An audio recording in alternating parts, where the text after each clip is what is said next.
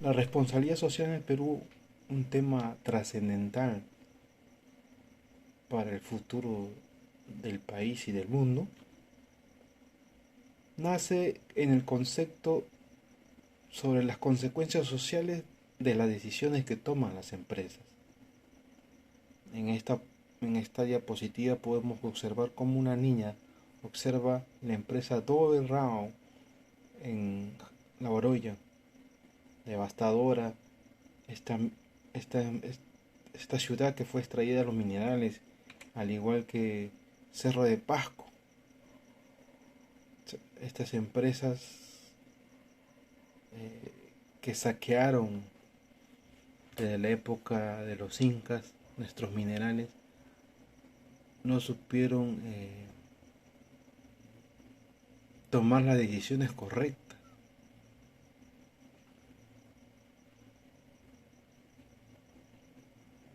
Hubieron ingresos para los dueños de esas empresas sin preocuparse por la parte importante, trascendental, que son los trabajadores, que son las comunidades, que son la sociedad.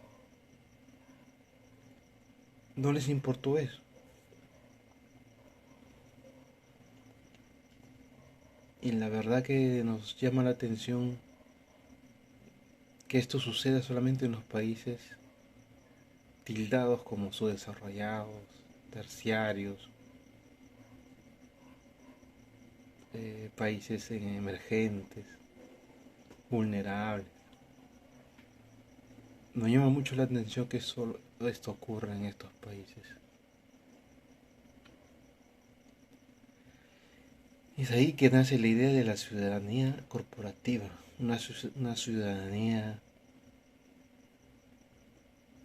que, que pueda ser tomada en cuenta.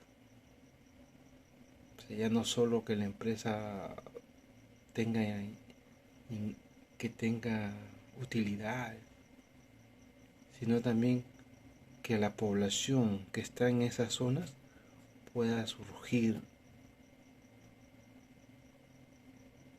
para que esa comunidad pueda avanzar y no estancarse. Si bien es cierto que en la parte del Ministerio de Trabajo tiene un programa que el Perú es responsable, sin embargo, hoy en pleno siglo XXI, ya en el año 2022, luego de un devastador virus como es el COVID, eh,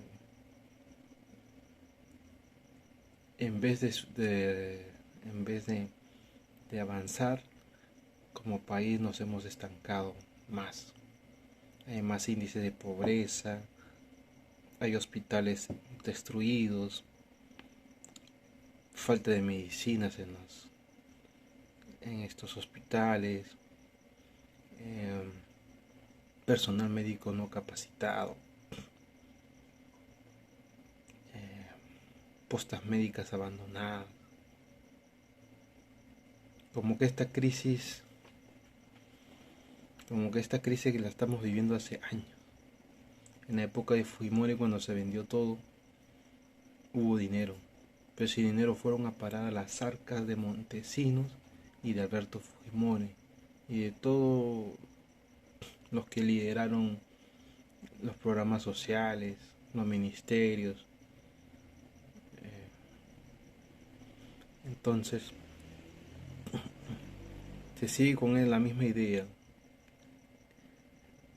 la riqueza para algunos y la pobreza para la gran mayoría. Y venos al tema de la corrupción. ¿Qué tanto daño se ha hecho al país por la corrupción? ¿Cuánto dinero? ¿Cuánto dinero llega a perderse de los tributos de las personas, de los trabajadores? Es muy lamentable que sí se pierda dinero en corrupción, pero no se invierta en salud, no se invierta en educación, no se invierta en crear más trabajo. Es muy lamentable todo esto. Pareciera que las teorías pedagógicas se van cumpliendo. Teorías críticas a la pedagogía, porque la escuela prepara a los niños para hacer materias primas de estas empresas. Son preparados como moldes que encajan en estas empresas para ser explotados.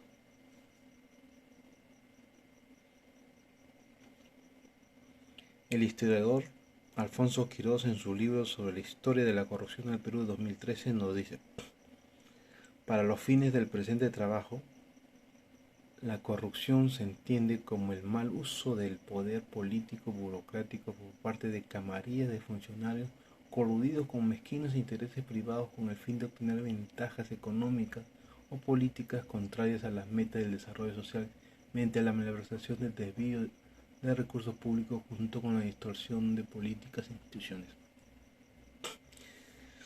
Hoy, por ejemplo, estamos viviendo pactos políticos para favorecer intereses particulares.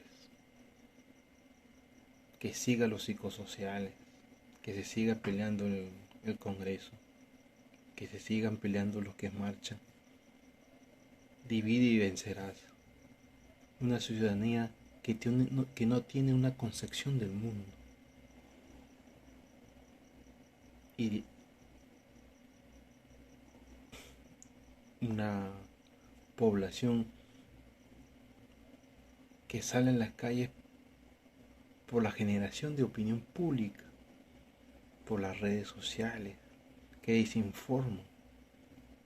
Entonces a estas personas que no tienen una concepción del mundo, pues rápidamente esas ideas, esas fact-checking, esas fake news, los atrapa.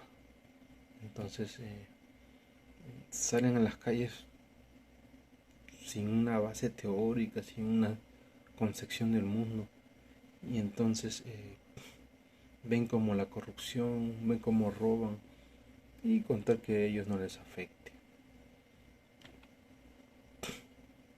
Vemos pues cómo Montesinos pudo corromper a una política, a una clase política debilitada, sucumbida en lo más profundo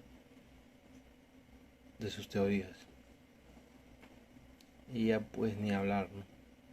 Parece que el fascismo ya llegó a nuestro país. Este partido político de Fuerza Popular que ahora toma el Congreso, que desestabiliza el país con sus ideas retrógradas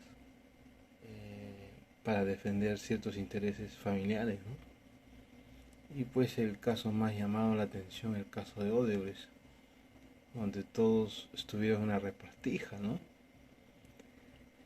Y entrando a la responsabilidad social que cada empresa debe tener, pues Coca-Cola no tiene ni una responsabilidad.